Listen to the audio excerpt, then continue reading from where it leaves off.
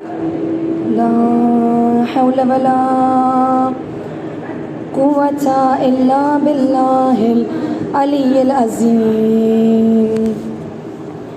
حسبنا الله نعم الوكيل نعم المولى ونعم النصير. أعوذ بالله من الشيطان الرجيم. بسم الله الرحمن الرحيم.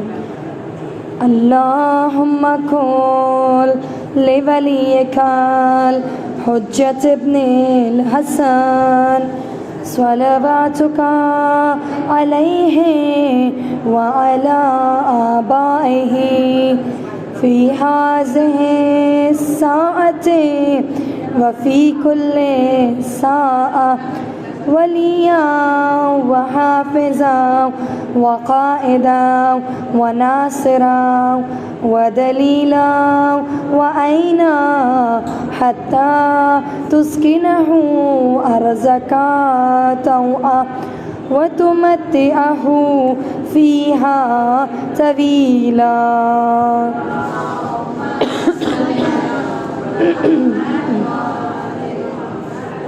الحمد لله رب العالمين والصلاة والسلام على أشرف الأنبياء والمرسلين خاتم النبيين حبيبنا ونبينا يا أبا القاسم محمد.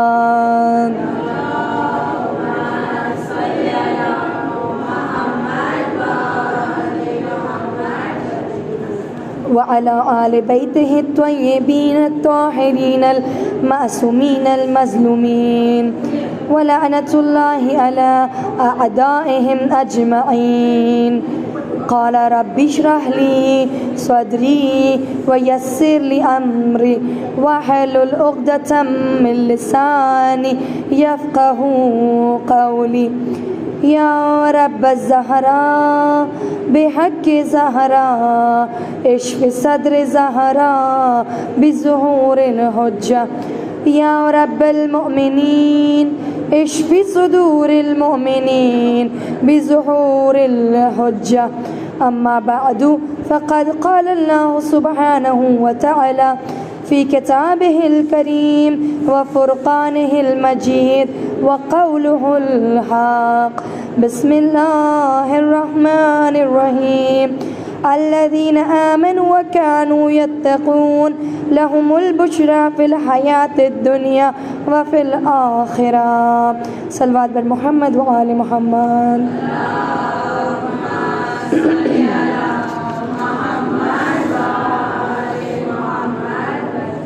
حاضرین مجلس السلام علیکم ورحمۃ اللہ وبرکاتہ.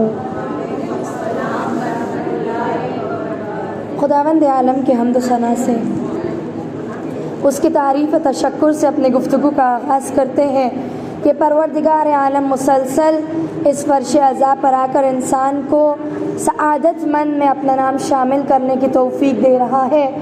گفتگو کا عنوان سورہ یونس کی 63 اور 64 نمبر کی آیت، جس میں خداوند عالم ارشاد فرماتا ہے اولیاء خدا وہ ہے جو ایمان لے آئے اور تقوی اختیار کیا، اور یہی وہ لوگ ہیں جن کے لیے زندگانی دنیا اور آخرت میں خوشخبریاں ہیں. اس کے ضمن میں ہم رسالت مآب کی اس حدیث کو دیکھ رہے ہیں کہ رسالت مآب فرماتے اگر آخرت کے لیے تیاری کرنی ہے تو 10 موقع انسان کے سامنے آئیں گے، ہر موقع کے لیے 4 تحفے تیار کرنے ہیں. آج جس تحفے کو انسان دیکھے گا، رسالت مآب فرماتے ہیں کہ جب انسان جہنم کے مالک کو تحفے دے دے گا، اب باری ہے جنت کے داروغہ کی جس کا نام رضوان ہے. اگر انسان جنت میں اپنا نام شامل کرنا چاہتا ہے تو رضوان کو 4 تحفے دینے ہوں گے. اس میں سے سب سے پہلا تحفہ رسالت مآب فرماتے ہیں الصبر علی المکارہ. فرمایا کہ جب بھی انسان کی زندگی میں کوئی ناپسندیدہ چیز سامنے آ جائے تو اس پر صبر کرنا. فرمایا اگر کوئی ناپسندیدہ چیز انسان کے سامنے آئے اور انسان اس پر صبر کر لے گا تو جنت کا مستحق بن جائے گا۔ سب سے پہلا تحفہ اگر جنت کے لیے انسان کو دینا ہے، صبر اختیار کریں۔ امیر المومنین علی ابن ابی طالب علیہ السلام،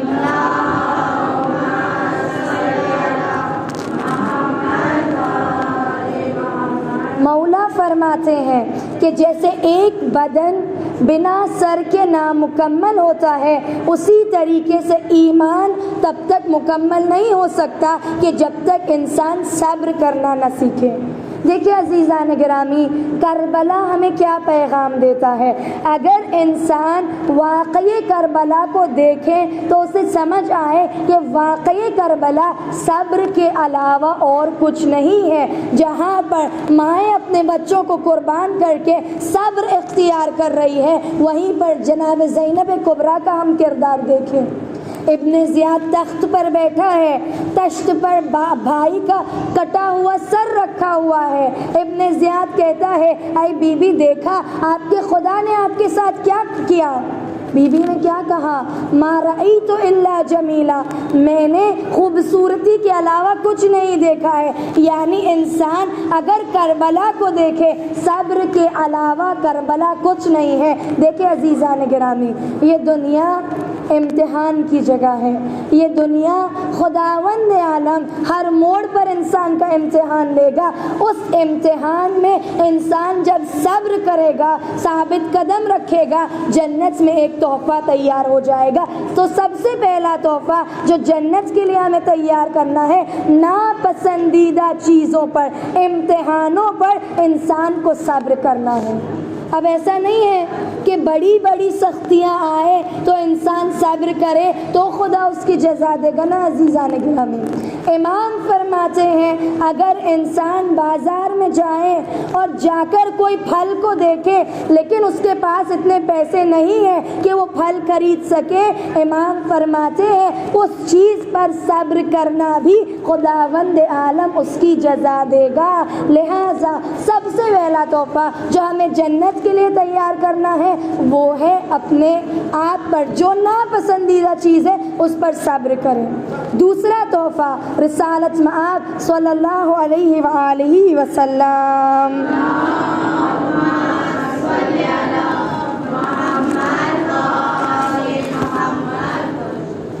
فرماتے ہیں رسالت مآب کہ وہ دوسرا تحفہ جو انسان کو رضوان جنت، اگر اپنا نام جنت میں شامل کرنا چاہتا ہے تو وہ دوسرا تحفہ جو تیار کرنا ہے، فرمایا وَالشُّكْرُ عَلَى النِّعْمَةِ۔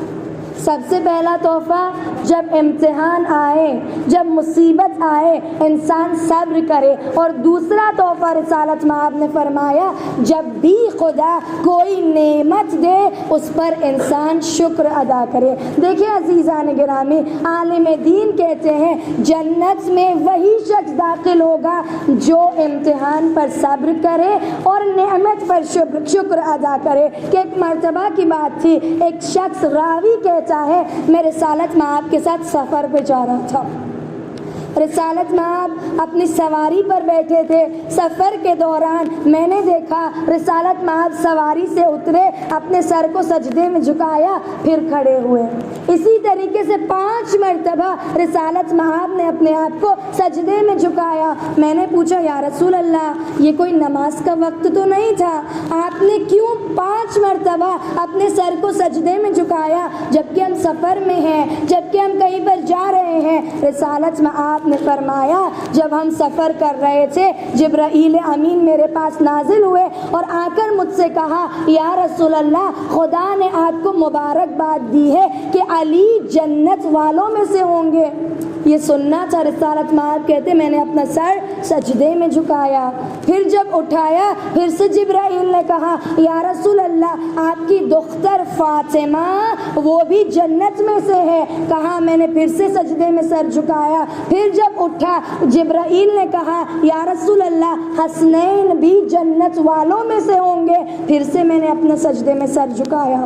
پھر جب اٹھانا تھا جبرائیل فرماتے ہیں یا رسول اللہ جو ان سے محبت کرے گا خدا انہیں بھی جنت میں داخل کرے گا۔ یہ سننا تھا، میں نے اپنا سر پھر سے سجدے میں جھکایا۔ اب جب चौथी मर्तबा उठाया, जिब्राइल ने कहा या रसूल अल्लाह, इनसे मोहब्बत करने वालों से जो मोहब्बत करेगा खुदा उन्हें भी जन्नत में दाखिल करेगा। यानी रिसालत में आप फरमा रहे हैं एक एक नेमत पर इंसान को चाहिए कि वो अपना सर सजदे शुक्र में झुकाएं। उसी तरीके से हमारे इमाम बाबुल हवाइश इमाम मूसी काज़िम अलैहिस्सलाम,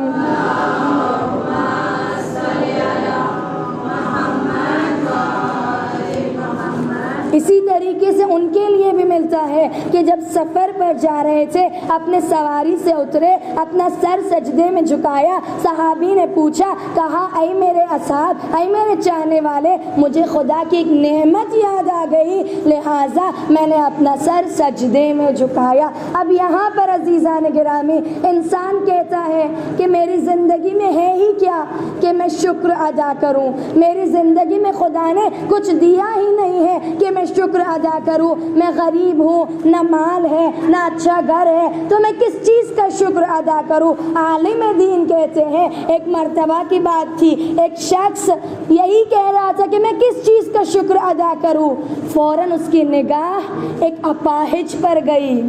पैर तो है लेकिन चल नहीं रहे हैं, हाथ तो है लेकिन काम नहीं कर रहे हैं। फौरन उसकी ज़बान पर आया, आई खुदा तेरा शुक्र कि तूने मुझे मुकम्मल इंसान बनाया है। अब वो अपाहिज सोचता है कि मैं किस चीज़ का शुक्र अदा करूं, खुदा ने मुझे कुछ नहीं दिया है। वो अपाहिज शख्स बैठा हुआ था कि उसके निगाह के सामने एक बीमार को सुला कर ले जाया जा रहा था। वो कहते हैं खुदा तेरा शुक्र है कि मैं कम से कम बैठ तो पा रहा हूँ। लोग सोकर बिस्तर पर अपनी ज़िंदगी गुजारते हैं, वो सोने वाला कहता है मैं किस चीज़ का शुक्र अदा करूँ, खुदा ने मुझे कुछ नहीं दिया है। इतनी बीमारी मैं उठ नहीं सकता, इतनी बीमारी मैं करवट नहीं बदल सकता कि अचानक वो सोने वाला शख्स अपने बाजू से एक जनाजे को जाता हुआ देखता है। वो कहते हैं खुदा तेरा शुक्र तूने मुझे सांसें दी है। लोग वो शुक्र अदा नहीं करते जो इस दुनिया से चले जाते हैं, जिनकी सांसें बंद हो जाती है। लिहाजा अजीज़ान गिरामी, अगर जन्नत के लिए हमें कोई तोहफा तैयार करना है, मुसीबतों पर सब्र करना है और नेमतों पर शुक्र करना है कि खुदा फरमाता है तुम नेमतों का शुक्र अदा करते चले जाओ तो मैं तुम्हारी नेमतों में इजाफा करता चला जाऊंगा। ये दो नेमत, ये दो तोहफे। तीसरा तोहफा रिसालत में आप फरमाते हैं कि अगर इंसान को जन्नत के लिए देना है तो फरमाया व इन्फाक़ो मा फ़ी इताअतिही, अपने माल को खुदा की इताअत के लिए इन्फाक करना, राह खुदा में देना। हमारी शहजादी फातिमतुज़ ज़हरा सलामुल्लाह अलैहा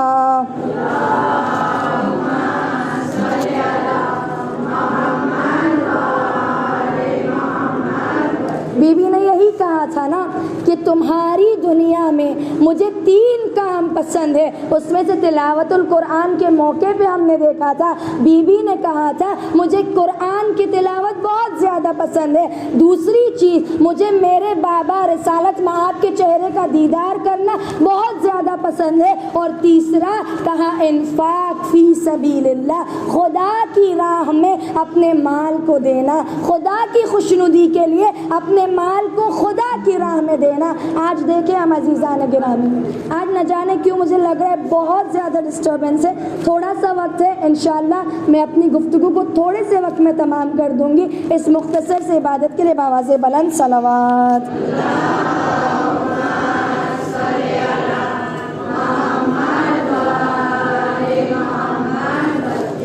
फरमाया रिसालत में आपने कि वो तीसरा तोहफ़ा अगर इंसान राह खुदा में देना चाहता है वो है इन्फाक करना। इन्फाक यानी खुदा की राह में अपने माल को खर्च करना। आज इंसान देखिए अजीज़ान गिरामी, अपना पेट भर जाए, अपने घर में चीज़ें आ जाए, हम खुश हो जाते हैं, लोगों के बारे में ख्याल नहीं करते। जबकि अहले बैत अलैहिमुस्सलाम उनका ये दस्तूर था कि खुद शायद भूखे रह जाए लेकिन लोग भूखे न सोने पाए, खुद शायद अच्छे कपड़े न पहने लेकिन लोग जो है اچھے کپڑے پہنے۔ عزیزان گرامی، یہی بی بی زہرا ہے۔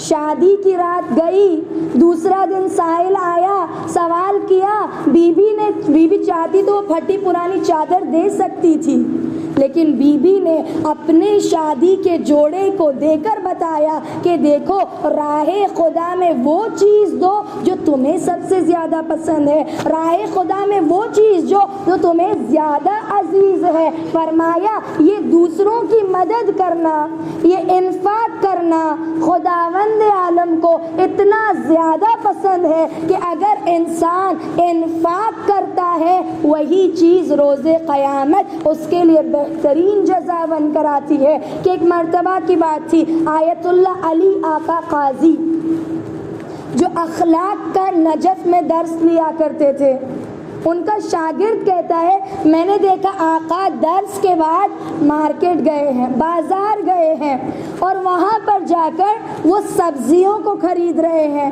لیکن میں نے دیکھا کہ آقا سبزیاں تو لے رہے ہیں لیکن اپنے جھولی میں سڑی ہوئی سبزیوں کو ڈال رہے ہیں، اچھی اچھی سبزی کو چھوڑ کر جو سڑی ہوئی سبزیاں تھی پیسے دے کر وہ سڑی ہوئی سبزیوں کو خرید رہے تھے۔ میں گیا، جا کر پوچھا، ائی آقا، ائی استاد، آپ کا یہ عمل مجھے سمجھ نہیں آیا کہ آپ پیسے دے کر سڑی ہوئی سبزیاں خریدے۔ دیکھیں، ہم جب جاتے ہیں اگر سبزی پر ایک دھبا بھی لگا ہوتا ہے ہم اسے لینا نہیں پسند کر دیتے، ہم اچھی اچھی سبزیاں لیتے، لیکن اسی کے برعکس آیت اللہ علی آقا قاضی سڑی ہوئی سبزیاں جھولی میں ڈال رہے ہیں۔ شاگرد جاتا ہے، پوچھتا ہے، اے آیت اللہ، اس عمل کا کیا مطلب ہے؟ پیسے دے کر سڑی ہوئی سبزیاں آپ ڈال رہے ہیں۔ آقا علی آقا قاضی کہتے ہیں کہ میں جانتا ہوں یہ جو ترکاری، یہ جو سبزی بیچنے والا ہے وہ بہت غریب ہے، لوگ آتے ہیں اچھی اچھی سبزیاں لے کر جاتے ہیں، لیکن وہ جو تھوڑی خراب ہوتی ہے اسے یہیں پر رکھ دیا جاتا ہے اور اس شخص کو بہت نقصان پہنچتا ہے۔ میں چاہتا تھا کہ اس شخص کی کچھ مدد کر دوں، لیکن اگر میں صرف ایسے پیسے دے دیتا تو شخص کو شرمندگی ہوتی کہ اس کو میرے غربت کے بارے میں پتہ چل گیا، اسے پتہ چل گیا میں کتنا غریب ہوں، اسے شرمندگی محسوس ہوتی، اور اگر میں اسے ایسے ہی پیسے دے دیتا تو کل سے وہ اپنا کاروبار چھوڑ دیتا، ہاتھوں کو پھیلا کر بیٹھ جاتا کہ دنیا میں بہت سارے لوگ ہیں جو آ کر میری مدد کریں گے۔ آقا کہتے ہیں میں نہیں چاہتا تھا وہ شرمندہ ہو، میں نہیں چاہتا تھا وہ اپنے کاروبار کو چھوڑ کے بھیک مانگنا شروع کر دے، لہٰذا میں نے پیسے دے کر اس کی مدد ایسے کی کہ سڑی ہوئی سبزیاں لے لی تاکہ اس کا نقصان نہ ہو۔ آقا فرماتے ہمارا کیا ہے، ہم تو جیسی بھی سبزیاں کھا لے لیکن لوگوں کا نقصان نہیں ہونا چاہیے۔ اب ہم اپنی زندگیوں میں دیکھیں عزیزوں، لوگ چاہے نقصان میں ڈوب جائیں لیکن ہمارے گھر میں کوئی نقصان نہیں ہونا چاہیے۔ لوگ اپنے لیے تو زندگی جی لیتے ہیں لیکن کامیاب وہ ہے جو دوسروں کی زندگیوں کو سنوارے، کامیاب وہ ہے جو دوسروں کی زندگیوں کے بارے میں سوچے۔ سورہ دہر کیوں نازل ہوا؟ الحمدللہ آپ مجھ سے بہتر جانتے ہیں، اہل بیت کے گھرانے میں روزے تھے لیکن مسکین آتا تھا، کبھی اہل بیت روٹیاں دے دیتے تھے، کبھی اپنا کھانا دے دیتے تھے، خود کھجور سے روزہ کھولیں گے لیکن سائل آئے گا اسے خالی ہاتھ نہیں پھیریں گے، اور ہم ہیں پیٹ بھر کے کھانا کھا لیں گے۔ الحمدللہ عالم دین اس کی بہت اچھی مثال دیتے ہیں کہ جب ہمارے گھر میں دعوت ہوتی ہے کبھی ایسا نہیں ہوتا کہ دعوت میں ہم کم کھانا بناتے ہیں، مہمان جتنے آنے والے ہوتے ہیں اس سے تھوڑا سا زیادہ ہی بنا لیتے ہیں، پھر وہ کھانا جب بچ جاتا ہے انسان فریج میں سٹور کر دے کل ہم یہی کھائیں گے۔ نہ عزیزو، اہل بیت کا کردار یہ نہیں ہے آپ اسی وقت جائیں غریبوں کو کھانا دے۔ کیا کل کا بھروسہ ہے کہ کل میری سانسیں رہے گی اور میں وہ کھانا کھاؤں گی؟ انسان کیا کرتا ہے؟ وصیت کرتا ہے کہ میری زندگی کے بعد یہ چیزیں تم غریبوں میں دے دینا۔ رسالت میں آپ فرماتے ہیں زندگی میں ایک اگر کھجور تم نے کسی کو دیا ہے، تمہارے مرنے کے بعد اگر کھجور کا کارخانہ کھانا کسی کو دیا گیا ہے، دونوں کا ثواب ایک جیسے نہیں ہو سکتا۔ ایک کھجور تم نے اپنی زندگی میں دیا ہے وہ بہتر ہے تمہارے مرنے کے بعد پورا کارخانہ کیوں نہ دیا جائے۔ کیوں؟ کیونکہ زندگی میں مجھے ضرورت تھی، مرنے کے بعد قبر میں تو میں اپنا سامان نہیں لے جاؤں گی، مرنے کے بعد تو ہر کوئی انفاق کرے گا، مرنے کے بعد تو ہر کوئی وصیت کرے گا، لیکن عالم دین کہتے ہیں زندگی جب ہے اپنے حصے کا رکھو، جو بچ جائے اس میں تو کم از کم دو۔ میں ہمیشہ یہ مثال دیتی ہوں، جب خدا کرے کہ جو بے اولاد ہے انہیں جلد از جلد اولاد نگینہ عنایت فرمائے، لیکن جس کے گھر میں اولاد آتی ہے سب سے پہلی اولاد، آپ دیکھیں انسان میں اتنی اتساہ ہوتی ہے کہ اتساہ میں وہ بہت سارے کپڑے لے کر آتے ہیں، اور الحمدللہ بچے اتنی تیزی سے بڑے ہوتے ہیں کہ کچھ کپڑے تو یوں ہی رہ جاتے ہیں۔ انسان کی فطرت کیا ہوتی ہے؟ رکھو کپڑے اچھے ہیں، دوسرا بچہ آئے گا اس میں استعمال ہوگا، دوسرا بچہ آئے گا اس کے لیے کہاں ہم خریدنے جائیں گے۔ عزیزان گرامی، آپ کو یقین نہیں ہے وہ دوسرا بچہ آئے گا یا نہیں آئے گا، لیکن آپ اپنے شہروں میں جائیں، فٹ پاتھ پر لوگ ٹھنڈ کے مارے مر رہے ہیں، برفیلی رات میں ایسے ہی بنا کپڑوں کے سو رہے ہیں۔ آپ وہ کپڑے اپنے آنے والے، وہ بھی جس کا بھروسہ نہیں کہ آئے گا یا نہیں، اس کے لیے سنبھال کے رکھتے ہیں۔ بہتر ہے آپ ان کپڑوں کو جا کر غریبوں میں تقسیم کریں۔ وہ جو بنا کپڑے برہنہ گھوم رہے، اور اس میں ضرورت نہیں کہ آپ دھرم کو دیکھو، مسلمان ہے تو ہی میں دوں نا، انسانیت کو دیکھیں۔ بچے بنا کپڑے دھوپ میں گھوم رہے ہیں، برفیلی رات میں یوں ہی سو رہے ہیں، انہیں کپڑے جا کر دیں تاکہ یہ کپڑے آپ کے لیے قیامت میں نجات کا ذریعہ بنے اور آپ کو سیدھے جنت میں لے کر جائے۔ لہٰذا وہ تیسرا تحفہ جو ہمیں رضوان جنت کو دینا ہے، انفاق کا جذبہ، ایثار کا جذبہ، خدا کی راہ میں دینے کا جذبہ۔ چوتھا اور آخری فرمایا کہ اگر جنت میں تم داخل ہونا چاہتے ہو تو کہا وحفظ الامانتی فی الوقف، بہت بڑی ذمہ داری۔ اگر اس مسجد کا کوئی والنٹیئر ہے، کسی کو ذمہ داری دی گئی ہے کہ وقف کی گئی چیزوں کی ذمہ داری آپ پر ہے، تو آپ کی بہت بڑی ذمہ داری ہے کہ اس وقف کی گئی چیز کی امانت میں آپ خیانت نہیں کر سکتی۔ اگر مثلا کرسیوں کو لوگ وقف کرتے ہیں، یہ کرسی مسجد میں کام آئے اس کے لیے وقف کر دیا گیا ہے، فرمایا وہ جو وقف کی ہوئی کرسی مسجد میں ہے آپ اس کو اپنے گھر کے کام کے لیے نہیں استعمال کر سکتے ہیں۔ اگر خصوصاً جن کے اوپر یہ ذمہ داری ہے، بہت بڑی ذمہ داری ہے، کہیں ایسا نہ ہو ہمیں لگے کہ ہم پر ہی تو ہے نا، ہم گھر کے لیے ہی تو استعمال کر رہے ہیں، اچھے کام کے لیے ہی تو استعمال کر رہے ہیں۔ نہیں، وقف کی گئی چیز جس مقصد کے لیے وقف کی گئی ہے اسی مقصد کے لیے استعمال کری جانی چاہیے، ورنہ خدا آپ سے سوال کرے گا کہ جب تمہیں ذمہ داری دی گئی تھی تم نے کیوں امانت میں خیانت کی۔ مولا علی کی زندگی میں کیا دیکھتے ہیں، جب وہ خلیفہ بنے ظاہراً لوگ ملاقات کے لیے آتے تھے، مولا پوچھتے تھے سماجک کام ہے یا مجھ سے پرسنل کام ہے، اگر تم سماج کے کام کے لیے آئے ہو، جماعت کے کام کے لیے آئے ہو تو میں قندیل کو جلا دوں، ورنہ وہ بیت المال سے لیے ہوئے تیل سے اپنے پرسنل کام کے لیے قندیل کو نہ جلاؤں گا۔ یہ کیا بات کی طرف اشارہ کر رہا ہے، تیل کی کیا قیمت ہے، لیکن مولا بتا رہے ہیں بیت المال کا مال اپنے لیے نہ خرچ کریں۔ ذمہ داری ہے جس چیز کے لیے خرچ ہونا چاہیے اسی چیز کے لیے۔ بس عزیزان گرامی، وقت نہیں دے رہا ہے کہ میں آپ کے سامنے ایک واقعہ بیان کروں، کیونکہ ابھی اذان ہو جائے گی، پھر ہمارا جو ہے یہ سلسلہ منقطع ہو جائے گا۔ بس آج جس ہستی کے لیے ہم جمع ہوئے ہیں، واقعاً میرا دل کہتا ہے کہ کوئی اس مجمع میں ایسا نہیں ہوگا کہ جس کے دل میں کوئی حاجت نہیں ہوگی۔ ہم سب کوئی نہ کوئی حاجت لے کر آیا ہے، ہم سب اپنے دل میں کوئی نہ کوئی مراد لے کر آیا ہے، اور میرا دل یہ کہتا ہے کوئی یہاں پر آیا ہے، کسی کی زندگی میں کوئی نہ کوئی پریشانی ضرور ہوتی ہے۔ اولاد کی پریشانی، مال کی پریشانی، صحت کی پریشانی، یہ دنیا پریشانی کی جگہ ہے، امتحان کی جگہ ہے، لیکن خدا فرماتا ہے جب تمہیں امتحان میں گر جاؤ، جب تم پریشانیوں میں مبتلا ہو جاؤ، اہل بیت کا دامن وہ دامن ہے جو تمہیں نجات دے سکتا ہے۔ ہاں، عزاداران مظلوم کربلا، آج اس کے لیے اپنی آنکھوں کو اشکبار کرنے ہیں کہ شاید مصائب کی ضرورت نہیں، فقط یا عباس کہا جاتا ہے اور چاہنے والوں کی آنکھوں سے اشک بہنا شروع ہو جاتے ہیں۔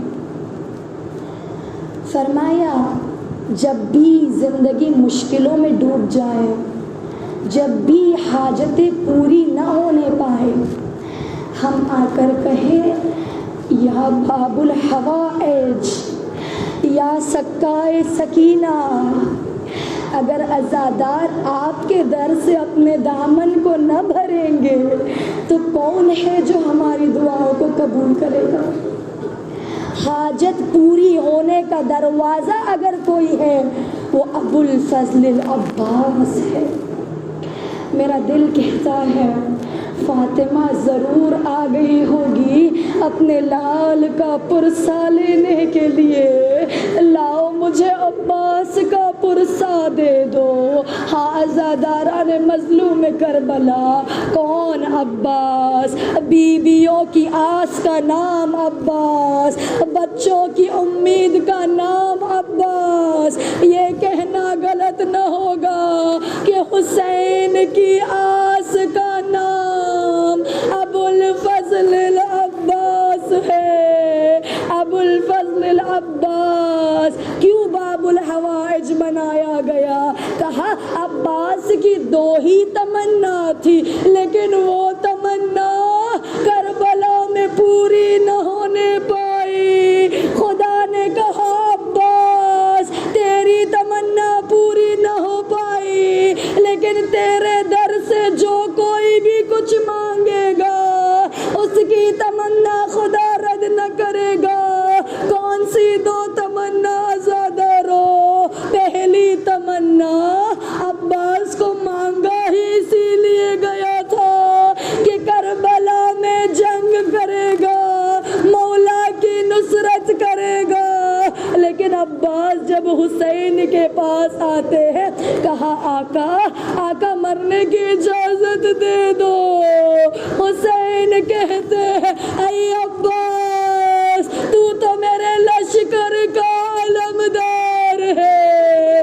ایک مرتبہ مولا نے حسرت سے دیکھا، کہا اے آقا وہ فوج ہی کہاں ہے جس کا میں علمدار ہوں؟ نہ اکبر ہے نہ اونو محمد ہے، اے آقا اجازت دے دو۔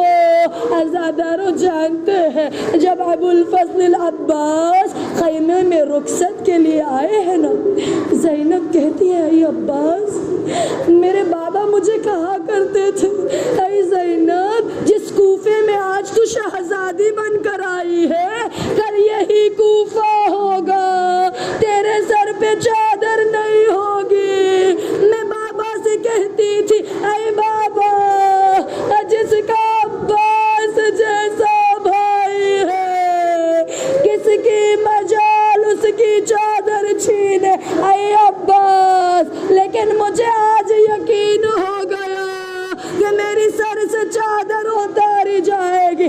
اجرکم الزہرا عزادارو لو عباس چلے، لیکن حسین نے کہا عباس جنگ نہیں کرنی، پہلی تمنا یہیں پر ٹوٹ گئی۔ کہا عباس صرف پانی لانا ہے، بچوں کی پیاس بجھانی ہے، لو سکائے سکینہ چلا، مشکیزے کو بھرا، تیروں کی بارش ہوئی، کبھی ایک بازو قلم ہوا کبھی دوسرا بازو قلم ہوا، ایک تیر مشق سکینہ پر ایسی آئی، مشق سکینہ چھد گئی، پانی بے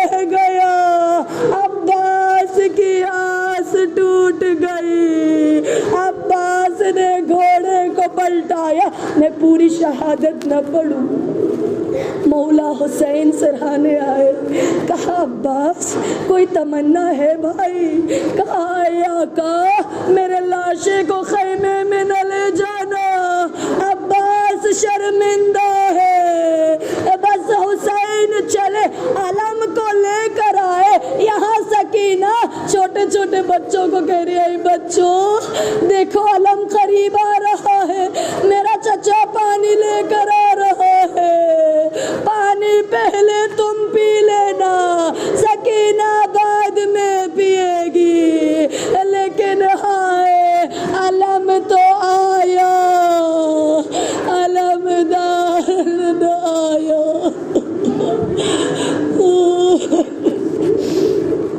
الا لعنۃ اللہ علی القوم الظالمین وسيعلم الذين ظلموا أي منقلب ينقلبون۔ یا کاشف القرب عن وجه الحسین علیہ السلام اکشف قرب بحق اخیک الحسین علیہ السلام۔ یا باب الحوائج ہماری ایک ہی تمنا ہے کہ آپ کے روضے سے ہم سب بہت دور ہے، اے آقا جلد از جلد ہم تمام کو آپ کے روضے کی زیارت نصیب فرما۔